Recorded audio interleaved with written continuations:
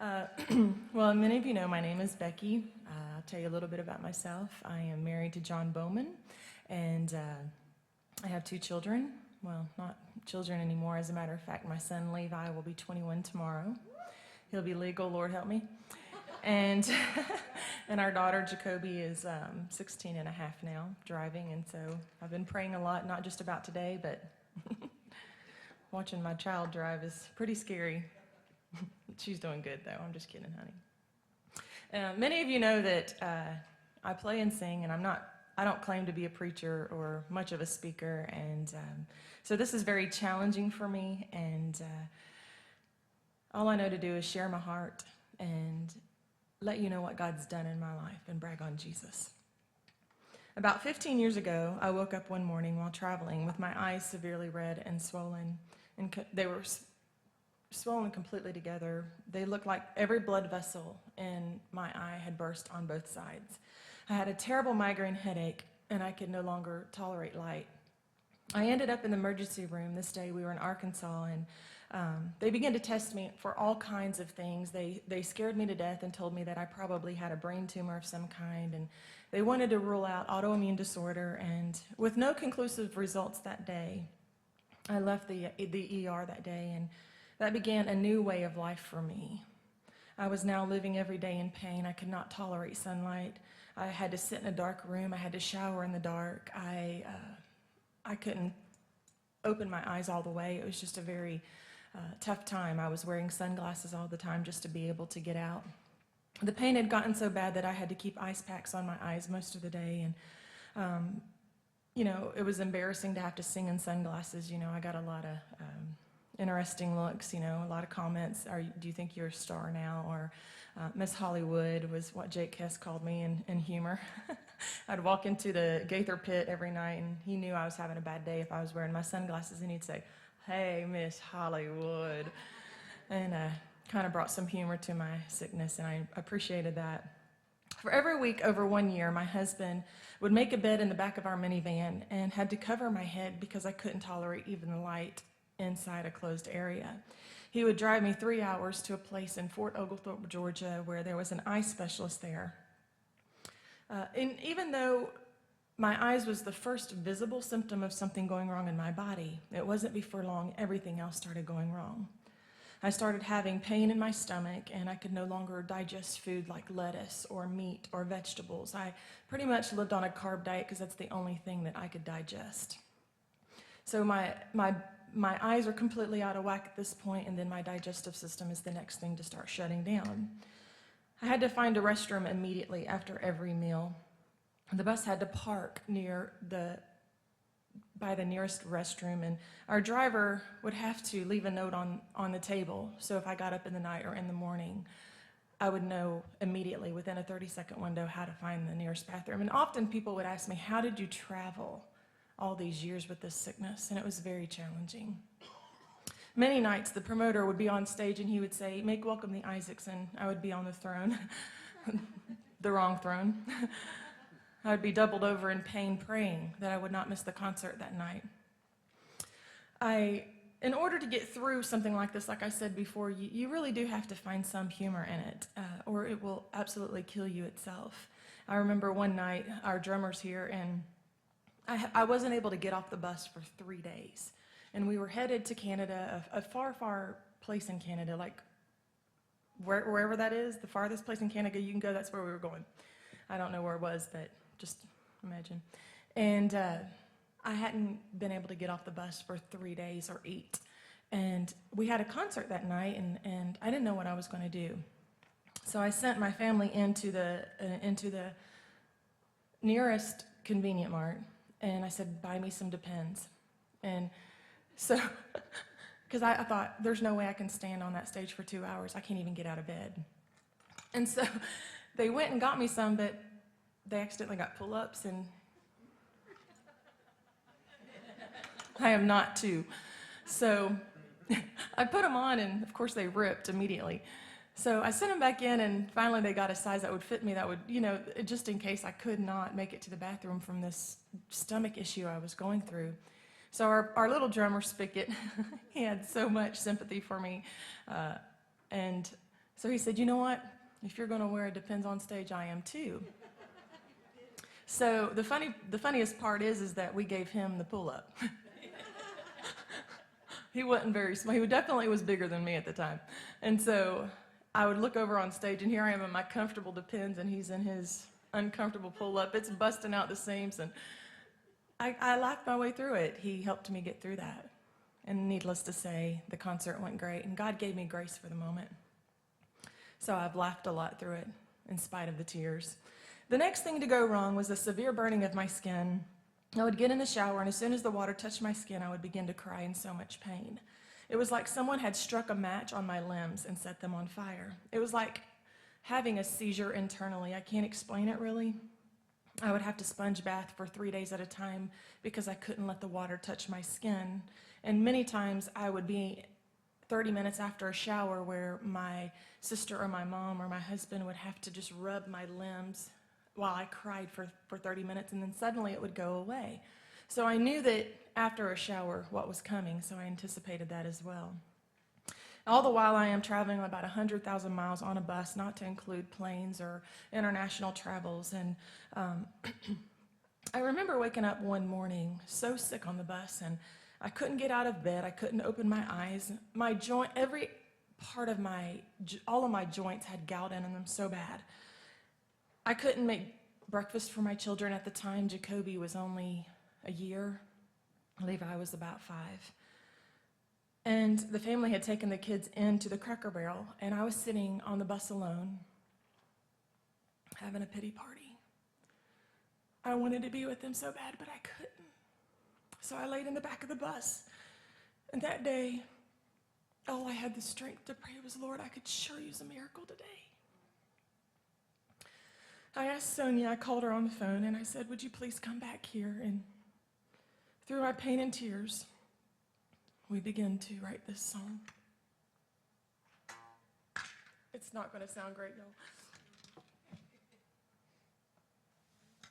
I cannot cry and sing, so. This is what we wrote that day. You see the puzzle, not the piece. You see the forest, not the trees. You know what's best for me. Lord, you have bottled up my tears. You see my questions and my fears and the way it's gotta be. I know that there are others more deserving than I know that I'm not worthy, but you listen when I cry. And if this cross is mine to bear, I'll praise you anyway. But Lord, I could sure use a miracle today.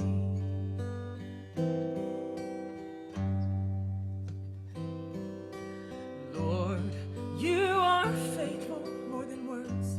You feed the lilies and the birds. You catch the sparrow when it falls. You know exactly where I am, and I'm not questioning your plan. There's a reason for it all. I know that there are others more deserving than I know that I'm not worthy, but you listen when I cry. And if this cross is mine to bear, I'll praise you anyway. But Lord, I could sure use a miracle today. You turn the water into wine. You heal the leper and the blind. And God, I know there's nothing you can't do.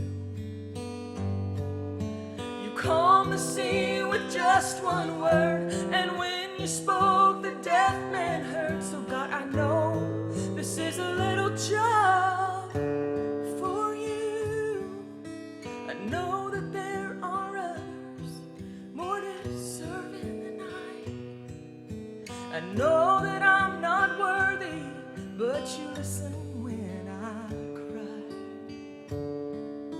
And if this cross is mine to bear, I'll praise you anyway. But Lord, I could sure use a miracle today.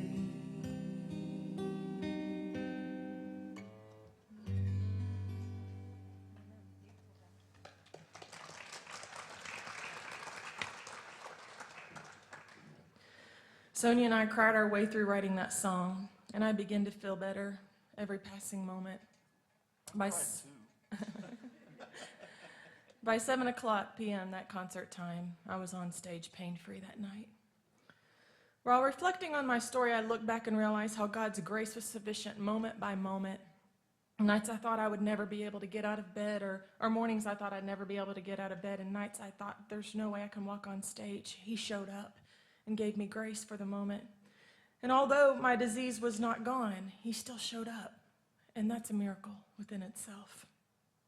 5 years I went from specialist to specialist, doctor to doctor, not knowing what was wrong with me. My eyes, my colon, my skin, everything is just slowly getting worse and worse. Only taking medications to treat each symptom as they developed. When I found myself in 2005 in Rochester, Minnesota at the Mayo Clinic, there they were able to partially diagnose me as having a rare and severe form of Crohn's disease, IBS, which is irritable bowel syndrome, colitis, ulcers in the large bowel. I started having ulcers, Crohn's disease in the small bowel, then it moved to the large bowel, then it developed into ulcers, and all the while, finally getting a diagnosis on my eyes, I had iritis, uveitis, scleritis, episcleritis, which basically means every part of the eye was severely inflamed. The doctors, it was then that they told me that I would probably go blind in both of my eyes. Later, I discovered that the shingles virus had attacked every nerve ending inside of my body, causing the skin disorder. For those of you who have ever had shingles in one localized area, raise your hand if you've ever had shingles and how painful it is. Just imagine that pain all over your body. The doctor said that there was no cure for what I was going through, and they would try to make me as comfortable as possible and to minimize the pain as much as they possibly could. But I would need to learn to live on medication for the rest of my life. By this time in 2005, I was on over 20 different pills a day, starting on 100 milligram doses of steroids. Then I eventually was able to go down to 60 milligrams of steroids for the next 6 years. Most people start on a 20 milligram pack. So to start on 100 milligram, I thought I was going to go insane. Because it was causing my body to react very badly. I thought I would go crazy. I was not sleeping. I stayed up all night. I would sit up in bed. I would stare at the ceiling. I would look around. I just couldn't sleep. The next medication they began to test and see if worked for me was methotrexate. Methotrexate is a chemotherapy type immune suppressant drug. It helps treat cancers like blood cancers, lung, breast, bone. But the treatment is also helpful, not to cure, but it's helpful in treating all types of autoimmune disorders. And although they could not diagnose me with an autoimmune disorder, they still wanted to try the treatment. So I began to take methotrexate for the eye inflammation alone. Once my body became adjusted to taking the maximum amount of pills you could take, which was 20, I then had to go on to the maximum amount of injections. So for 6 years, I gave myself this treatment every week, whether I was on the bus, whether I was at home, or knowing that for 3 days it was going to make me very sick. When those drugs quit working, the next thing was they added a Humira drug, an injection. I also gave myself a shot, so I would take the chemo drug 1 week. The next week I would begin to take Humira, so they would not be on the same week, but all the while taking all of those other 20 pills. This became my life and my new normal. My body was adjusting to each treatment, and then they would stop working, and I was just spiraling downward. By this time, I had exhausted all the treatments on the market at that time, except for one, which is Remicade. I know you're familiar with that. You go to the hospital, it's an infusion. It's a very expensive type drug, but the Humira was the 2-week form of this 6-week drug. So I was beginning to feel hopeless. The Mayo Clinic sent me home with no results, but a list of medications. I was at the bottom medication And for once, you know, I always found hope, but I was beginning to feel this hopeless feeling inside. And more side effects would take over my body. And I started gaining weight, not sleeping more, and losing my hair. I would have to sit in a dark room with these tennis balls. I created this really cool remedy. I would put these tennis balls in pantyhose, and I would put the tennis balls here and tie them around my eyes, and people would walk on the bus, and I'm sitting there with tennis balls and pantyhose taped on my face. But it eased the pain in my eyes. I could, when you've got a problem internal and you can't get to it, sometimes pressure is the only thing that works. And so, once again, it was pretty funny. One thing led to another. My sickness led to anxiety. My anxiety led to panic attacks. My panic attacks led to depression. Depression led to more sleepless nights and utter fear. I became afraid of everything. I could no longer think rationally, especially when it came to performing. Afraid that people would see how sick I was. I was afraid of being on that platform and them saying, "Make welcome the Isaacs," and I would need to leave. I was afraid that I would disappoint the fans. They paid a high-priced ticket to come see someone that's well, not sick. I'd walk on stage in front of thousands of people and begin to have a severe panic attack. I would freak out. I was in total fear. And although I was not afraid of the talent God gave me, I would still become paralyzed with fear of how my sickness would affect my performance.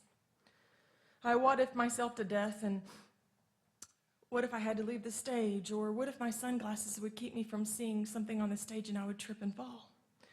Or my eyes would get blurry, and what if, I did something stupid? Just in my mind, it was a constant what if. I had taught myself to hold it together while dying inside. Have you ever been there? There are no words to express the bondage and the battle every night that I was going through and what was going on in my mind. My singing and my playing became autopilot, and my mind was wrestling the enemy. I felt like every panic attack was taking years off of my life. Not only was I going to lose my life to what I thought the disease would take, but then the panic attacks was going to take my life. The room would spin, and it felt like I could breathe like a dragon. My blood pressure would get so high that when I'd go to open my mouth, it just felt like fire was coming out. I would become dizzy, and I think I'm going to pass out. My mind was no longer in a rational state. I thought my heart would stop. I was looking for the exit signs everywhere we went. I was crippled, not only physically, but mentally, and soon spiritually. I was in utter fear and in total panic mode. Without even realizing it, the love of music turned into pressure. Was it possible for someone like me to do this their whole life and suddenly feel enslaved to that gift? To be in bondage to the gift God gave you? Why, if God had called me into ministry, then why was it so difficult for me? Why was I being fought so hard? It seemed so natural for the rest of my family. I got to the point where I was ready to just give it all up. I didn't want to sing anymore. I didn't want to travel anymore. It was no longer a joy in my life, but a burden. Ephesians 6 says, "For we wrestle not against flesh and blood, but against principalities and against powers, against the rulers of the darkness of this world, against spiritual wickednesses in high places." The Message translation says, "This is no afternoon athletic contest that we walk away from and forget about. In a couple of hours, this is for keeps, a life or death fight to the finish against the devil and all his angels." And boy, did I find myself fighting. I fought so hard. The fight or flight response had kicked in, and everything was a threat. My death fight to the finish against the devil had kicked in. You see, I think about those scriptures in Ephesians. I could walk up to you, Tim, right now, and I could punch you in the arm.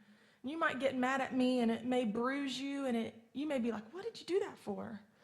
If we're quarreling, whatever. I wouldn't do that, but if I did, I hope I would leave a bruise, because I'm just kidding. But you see, that's not what Ephesians is talking about. because those scars and those kind of bruises heal quickly and easily. The kind of battles that Ephesians is talking about is setbacks. He'll knock you down. Scars that don't heal easy. And we learn very quickly that Satan is not playing a sissy game. He knows that if he can destroy your mind, he can destroy all of you. Not just a part. Sometimes it starts with, a negative thought or some insecurities, or believing a lie that you know isn't true. No matter what it is, he starts slow and then gradually increases. Before long, Satan can change your perspective. If you allow him to get to your mind, your perspective changes. And when your perspective changes, everything changes. I allowed the enemy to do this. I allowed the enemy to tell me that I was not good enough, that my sickness was going to take me out, that my talent wasn't good enough. People could see through my weakness, see through my insecurity, see through my fright. And because of the lies I believe, I begin to resent the very thing that God called me to do. And instead of embracing the gift God gave me, I fought it. I fought God. I fought my body. I fought my family. I fought everybody. There were nights that I would get on the bus and tell my family, I'm not doing this again. And the struggle that they had with me because of my fear. Something had to change. The medications were no longer working, and I could not go on like this any longer. This was going to kill me. It was then, with my back to the wall and in desperate need of God, that I began to pray and fast even more, seeking God's face like I never had. Matthew 6:33 says, but seek ye first the kingdom of God and his righteousness, and all these things shall be added unto you. And that's exactly what we did, my family. My husband would go on a 40-day fast, 40 days and 40 nights, all the years I was sick, in hopes that I would receive my miracle, my healing. Being a Pentecostal girl, I'm so proud of that. I spent so many years in the altar praying for people's deliverance and healing, and so I thought that's what would happen to me. I thought one day I'm going to go to the altar, and the elders of the church are going to anoint me with oil and lay hands on me, and I'm going to walk away completely different. And every time I'm prayed for, you do walk away different, but I wasn't healed, not completely. And I'm not poking fun at this. I believe in the power of prayer. I believe in the Holy Spirit. I believe in the gifts of using the Spirit and prophecy and the laying on of hands. But I had put God in a box, just expecting God to move the way that I thought he should. Not even realizing what was happening, I found myself at a place called Internal Balance on February 22nd of 2011. I will never forget that day. It was the biggest step of faith that I ever taken in my Christian walk. For this day, it was different because I walked into something so different. It was like an oxymoron of what I was doing. It was so foreign to me. I'd never heard of anything like this before. My insurance would not cover this holistic approach, and with no guarantee of all the time and the money that I would spend, my body would not respond like it did. But that day changed my life forever, and I began the detox process. I remember looking at my mom, my sweet angel, that day, and so many times going through this process and tears pouring down my face in total fear. Lord, is this right for me? Is this right for me? Why am I here? And Mom looked over at me and she says, Becky, you have tried everything. You can't say you've tried everything until you've tried this completely. What have you got to lose? You already know that medicine isn't working. With an unshakable peace, I can't describe it. I had a peace that I was there for a reason, but a fear. It was like the devil was on one shoulder and God was on the other. And that day, I came off every single medication that was my lifeline. I took a step of faith because of the answers that she was giving me. I could write a book and talk for hours on what God has done through that process, how that mysteriously, after that day for 9 weeks, all of the treatments that I was on were blocked by the doctor and I couldn't get them anymore, even if I wanted to, until my body began to heal and they called and said, your medication's going to be shipped, and I would say, I don't need it anymore. God's hand was in every step. I would go to my mailbox, and there would be $500 in there. I would go to Family Fest, and someone would slip $150 in my hand and say, "This is for your next treatment." I'll never forget that. I would go to my bed at night, and there would be $100 under my pillow. I would go to my guitar case, and there would be $100 in my guitar case. I don't know where it came from, but God provided what I needed. Internal balance became a new way of life for me, a new way of thinking. Instead of treating my symptoms like I had done for the past 12 years, I began working with a biochemist and going through DNA testing and frequency testing and searching for root problems and underlying conditions, working from the inside out, a totally different approach. This form of holistic treatment is a very slow process, and we do not get sick overnight, so you really can't expect to get better overnight either. I started detoxing things like bacteria and parasites and virus and fungus and all these things that are in our bodies that don't belong. It was hours upon hours and days upon days, and it was months of detoxing.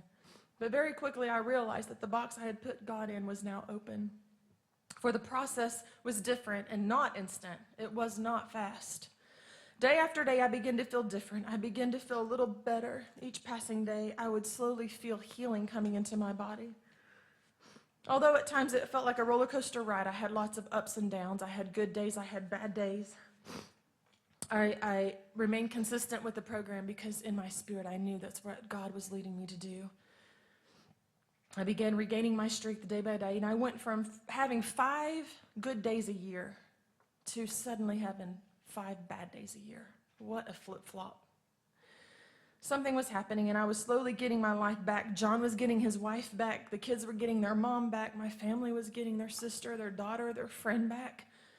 And I was beginning to see light at the end of the tunnel. Today, probably the greatest display of miracles is that I'm standing here talking to you.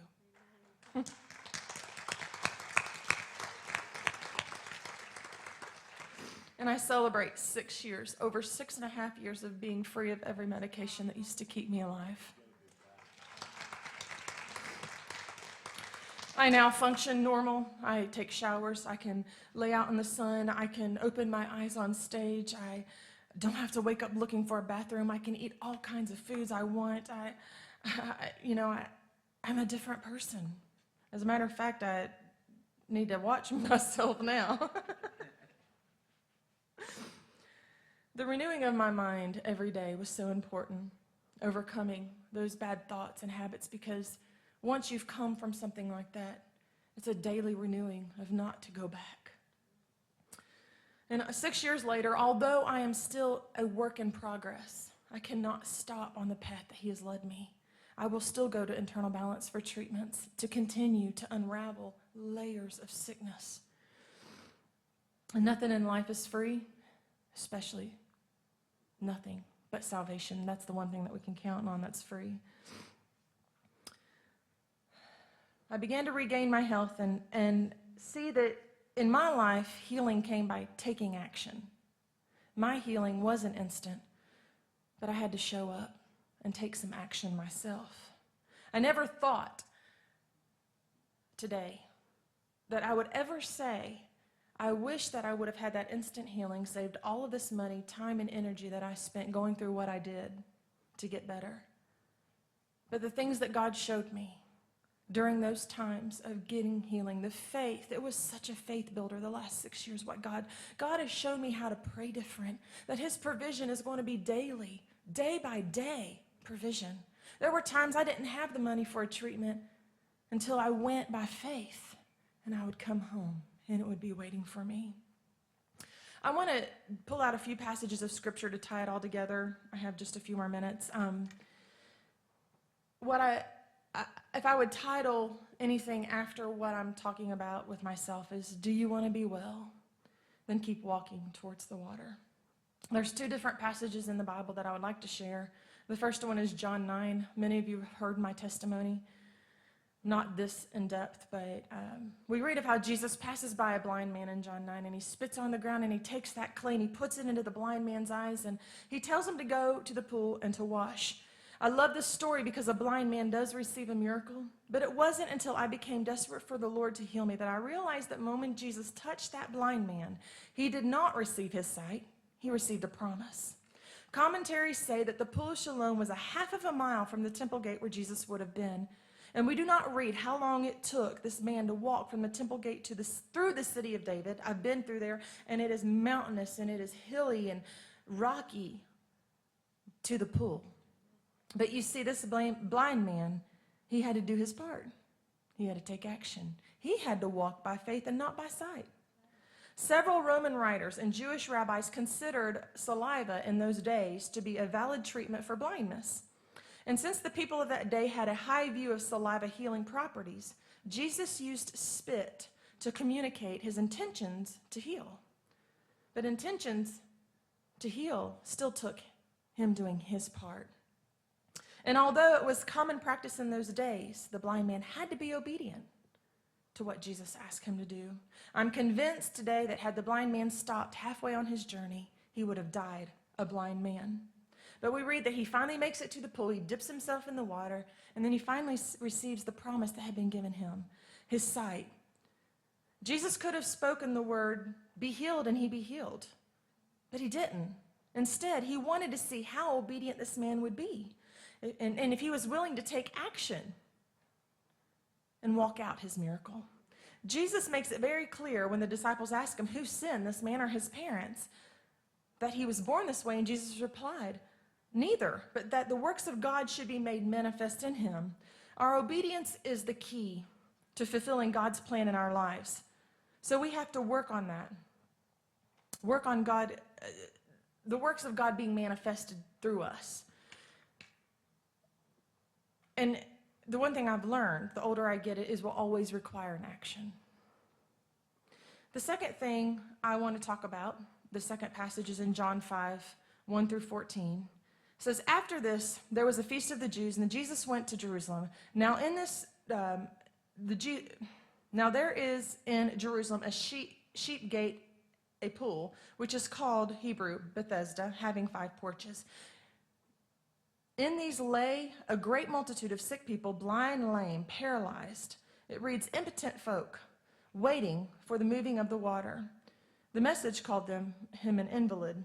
For an angel went down in a certain time into the pool and stirred up the water, and when whoever stepped in first, after the stirring of the water, I'm a terrible reader, water, was made well of whatever disease he had. Now a certain man was there who had an infirmity of 38 years. When Jesus saw him lying there, he knew that he had already been in this condition for a long time, and he said to him, do you want to be made well?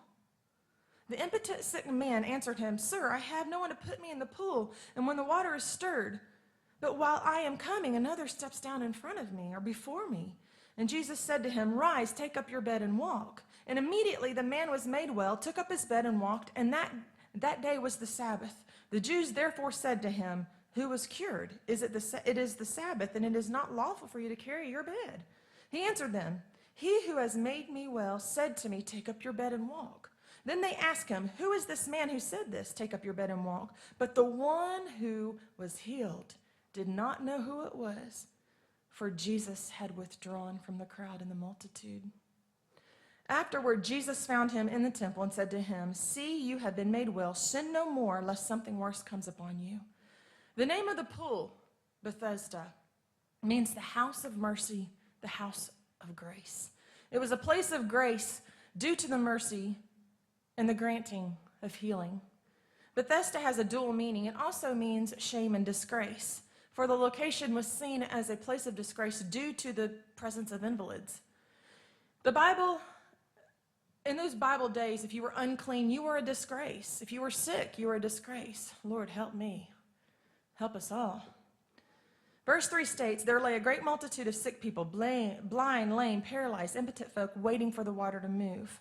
What I discovered studying this was that the Bible does not say he was paralyzed. The Bible clearly says he had an infirmity. Webster defines infirmity as a physical or mental illness. The Greek definition of infirmity is the want of strength, illness, weakness, suffering, calamity, frailty. The King James Version uses the word impotent. The definition of impotent means unable to take effective action, without self-control, helpless or powerless, ineffective, useless, inadequate, worthless, feeble, lacking the strength of character, lacking the ability or quality to cope with a role or a situation. All these years reading this passage, I just assumed that the man by the pool was paralyzed. And poor him, every time he'd try to get in the pool, someone would be greedy and jump in front of him. And we do understand, definitely, that he has something wrong with him. He is impotent. But since the Bible does not say the word paralyzed, and because he says impotent, and there's many definitions of that, that left me for interpretation. Maybe this man was actually capable of getting into the pool, but his impotency was that his want to was broken. Maybe his impotency was being unable to take effective action. He had little self-control, emotionally or spiritually. Maybe he was lacking strength of character or ability, lacking quality to cope with his role or situation. The point I am trying to drive home is sometimes the situation in our mind is much greater than the actual situation at hand. Negative, insecure, blaming personality will take a stronghold of you in your mind. In verse 6, Jesus appears at the pool, and out of all of the sick people laying by the pool, he noticed this one certain man and his infirmity. Jesus always notices where we are, but he notices this one certain man. And he says to him, one simple yet loaded question: do you want to be made well?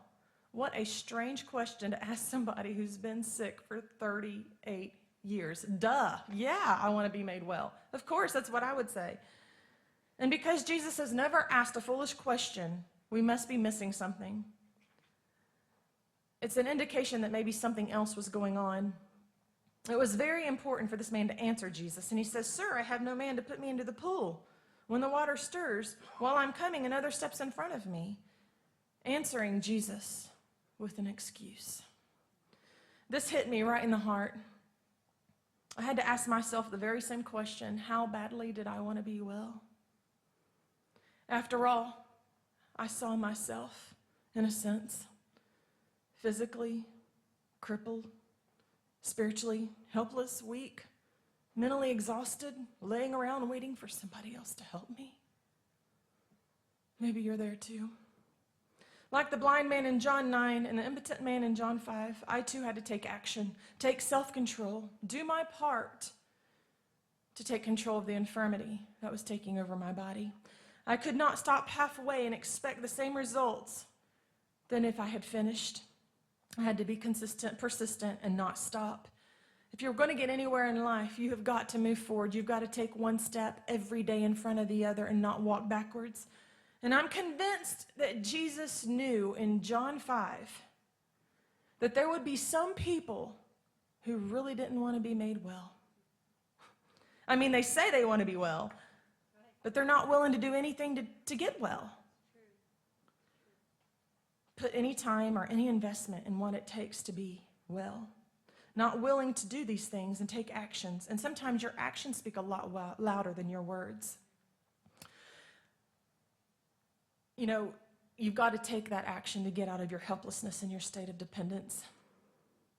I've even seen people turn their back on therapy, counseling, certain medications, maybe rehab. I don't know what yours is because of the excuses that you believe from the enemy. And there are so many lessons that you can learn from John 5 and John 9. And Jesus is trying to help us. Jesus is trying, or at least is showing me through these passages, is that sometimes you can't help someone who doesn't want to help themselves. You have to make that choice. There comes a time when enough is enough. It's time to take ownership of whatever it is you're going through and stop the blaming games. Stop blaming the devil when sometimes you've done it to yourself. Take ownership and begin to work through that. And you know, sometimes there are things that happen in your life that's somebody else's fault. Someone did something to you. Someone harmed you. They physically abused you. It doesn't matter. The end result is still the same. You've got to forgive. You've got to move on, because forgiveness is not for them. It's for you. And at the end of the day, it's up to you to take action. We can no longer, allow ourselves to live in this darkness. The truth expels the light. And ask yourself, do I really want to be well? I find it interesting that Jesus did not say by the pool that day, hang in there. Things are going to work out. He didn't say, I'll be back next time. Maybe it's your lucky day. He didn't say, until then, let me give you another mat to get comfortable on. He did not provide self-pity. Definitely didn't offer self-pity, nor a spoon-fed pity party. Instead, Jesus says to him, rise, take up your bed and walk. For 38 years, I can only imagine the courage it took this man to stand up on his own 2 feet and stop waiting for someone else to do it for him. And the first thing that Jesus asked him, and it's the same thing he's going to ask you if you decide to take action over whatever infirmity has you bound, he asked the most impossible thing. The very thing he didn't think he could do was the first thing he asked him to do. And secondly, he removes the provision for his relapse. He made him get rid of his mat. In those times, getting rid of your provision was very important. He could not continue to hold on to this, and I'm getting to the part where it's the Sabbath, but it was important for him to get rid of anything that was holding him back. And like I said, not only was his action in John 9 was to walk to the pool, in John 5, his was to get rid of his mat. He had to do something.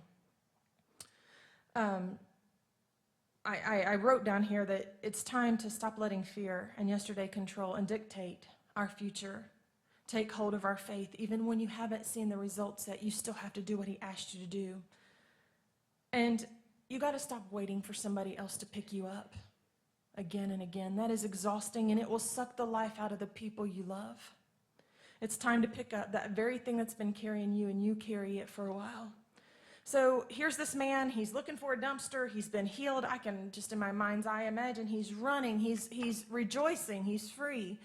And of course, in those days on the Sabbath, you're not supposed to do these things. And he runs into the Pharisees. And he says, the Pharisees say to him, well, who made you well? And the furthest thing from his mind was not breaking the Sabbath and carrying his bed. Well, he was just rejoicing. But now suddenly he's in trouble.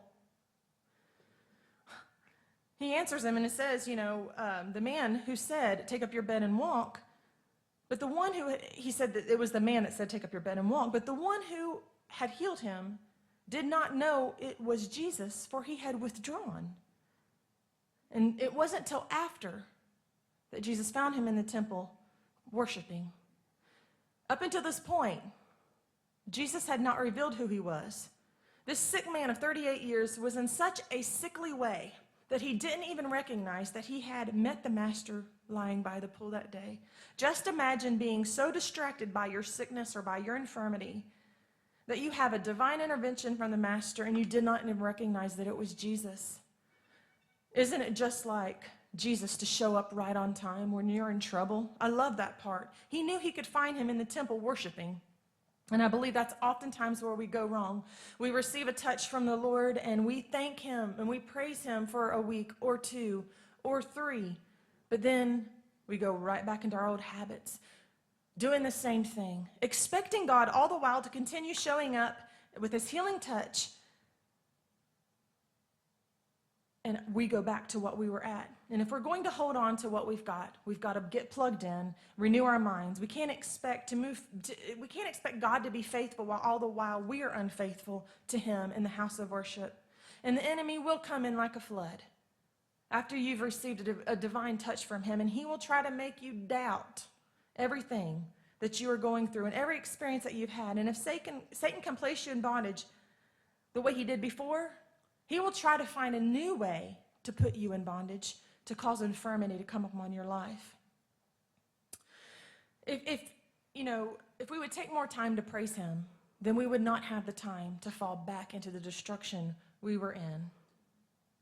You can play around with a situation long enough and hold on to someone or something long enough that something worse can take hold of you. And that's what Jesus was warning. I can't imagine walking out of here today with something worse than I've already experienced.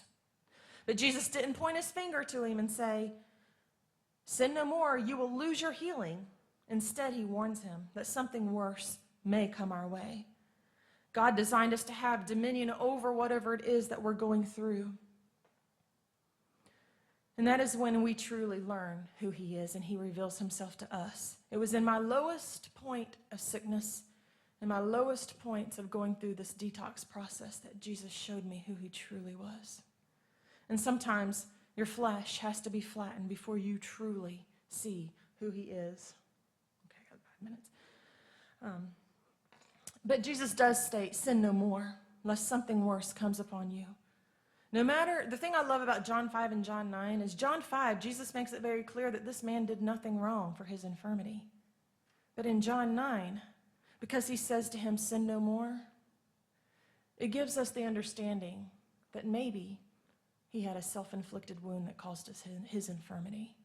But what I love about both of those stories is that his redemption and his grace is sufficient, whether it's your fault or it's not. All you have to do is take action. Let's see. And once again, the pool of Bethesda where this miracle took place was called the House of Mercy and the House of Grace. What a full circle moment. All the years I was sick, I never shared my story because I didn't want self-pity. I didn't know how my story would end. Even though I knew the Lord held my tomorrow, I still feared how my story would end. But today, my story is only to boast on Jesus and be very transparent because healing came. And I want to make this very clear. I am not telling you to go home today and throw away your wheelchair or dump your pills or your medication that's keeping you alive. God will show you what your step is. He will show you, this is my story, and it worked for me. But my story is not your story. The Bible says, seek ye first the kingdom of God and his righteousness, and all these things will be added unto you. If you seek him, you will find him. And he will show you what you need to do. If you need counseling, go to counseling. If you're suffering anxiety, depression, you're chemically imbalanced, go to the doctor. Do what you got to do. If you're overweight and you're having heart problems, lose weight. Some people are here and you're like, well, you can't see my physical sickness, but my heart is broken. My heart is sick. It's become toxic. You've learned to blame God for everything that you're going through, causing you to make bad decisions every day. Maybe I can't see your infirmity. Not all scars and wounds can you see, but the end result is it's up to you to take action, to move forward. Pick up your bed today and walk. Walk by faith and not by sight. It is not going to be the easy way. I can promise you that. Picking up your bed is not easy, but it's the only way. Obedience will always be greater than sacrifice.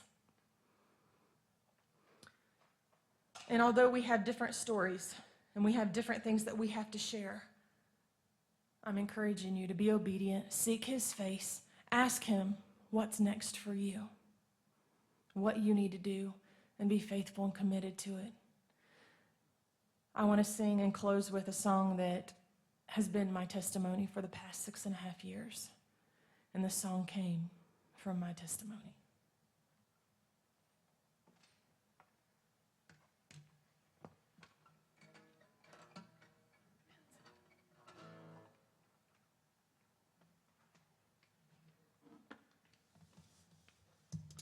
While I'm singing, I would really love for you to think about what it is you need to do. If there's something you need to let go of, or someone, or if there's something keeping you from being well. A helpless man, blind from birth, the only one who saw his worth, didn't pass him by. He heard his cry. He rubbed his eyes with a handful of clay, then he said, go and wash in the pool today. And the blind man knew that's what he had to do. You know, along the way he couldn't help but trip and time he got back up again, I wonder if he thought every step I take is a step of faith. When I can't see what's in front of me, I'll walk on and just believe me. Here's my prayer, and when I get there, the miracle promised by my Father is waiting in the water.